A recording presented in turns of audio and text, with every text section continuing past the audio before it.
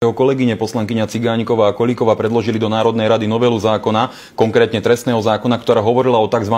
Hanobení rodovej identity. A ja keď som sa na to pýtal, že čo to vlastne má znamenať to hanobenie rodovej identity, či to teda znamená, že ak sa niekto považuje za 17. pohlavie, ako príklad, keby pán Krupa teraz povedal, že nie je muž, ale 17. pohlavie, a ja sa mu začnem verejne vysmievať, že to nie je pravda, že robíš si zo mňa srandu, on by mal teoreticky právo podať trestné oznámenie, pretože by som páchal trestný čin hanobenia rodovej identity. A tá pani Cigániková mi v parlamente svete prisahala, že áno, presne toto to znamená. Doslova na mňa vyskočila a pán Krupa za tento zákon hlasoval. Preto ma zaujíma, či tak ako jeho kolegyne veria na 17.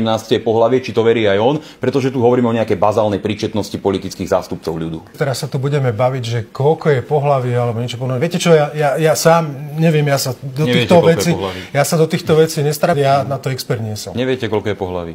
No, ja sa tým nezaoberám, neviem, koľko je. Tak sú dve, ja vám poradím. Samozrejme, že to zástupné témy, toto je strašenie ľudí. Strašilo sa medveďmi, teraz sa straší LGBT, straší sa migrantmi, straší sa stále niečím. Ja hlavne nechápem, ako môže pán Krupa povedať, že sú to zástupné témy, keď práve oni ich neustále do parlamentu pretláčajú a robia si na nich kampaň. Tak keď sú to zástupné témy, tak im dajte pokoj, pretože boli ste to práve vy, kto opakovane s týmito zákonmi prichádzal. To znamená, popierate to, že vaše kolegyne dávali ten návrh zákona, za ktorý ste hlasovali.